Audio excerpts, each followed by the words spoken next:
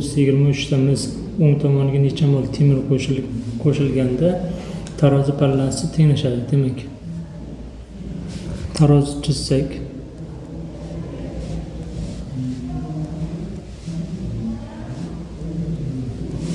hop, tarozi pallasining chap tomonida, ya'ni mana bu yerda 42,14 10 + 23 ta. Ya'ni buni Avogadro soni 6,02 10 + 23 ga bo'lsak, hop, 7 mol atom mis bor ekan. Demak, mis 7 ta. Bu yerda bo'lsa temir qo'yishimiz kerak x ta. Shunda pallalar muvozanatda turishi kerak. 7 mol atom misni massasi 7 ko'paygan 64. Temirning massasi esa teng bo'lishi kerak 56 ko'paygan x ga. Muvozanatda bo'lish uchun bular massalari ham teng bo'lishi kerak. Shunda 64 ga 56 qisqarsa, bu 8 ta qoladi, bu 7 ta. 7 kira 8, bu yerda 56, bu yerda 7x. X teng 56 ni 7 bo'lsak 8.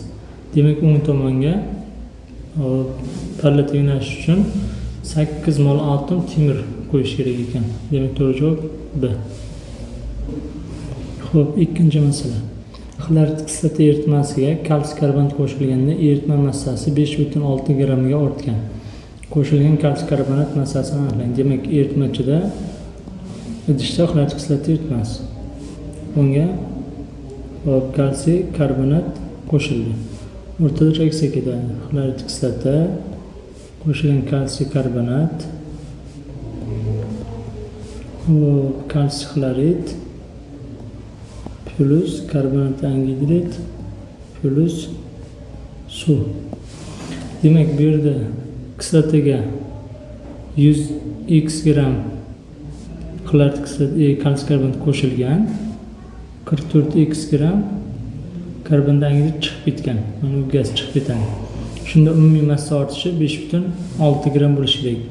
Ya'ni ortish 100x dan kamayish 44x dan aytib shunda ham baribir ortish ko'proq bo'lgan. Ya'ni 5,6 gram.